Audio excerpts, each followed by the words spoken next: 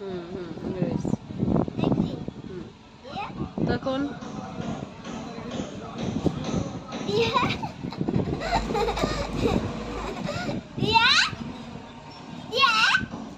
তুমি দুষ্টু হয়েছে না, দুষ্টু বুড়ি।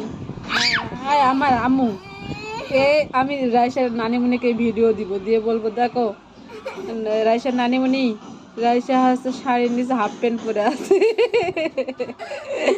বুঝছো? তোমার নানিমণি কি বলবে জানো?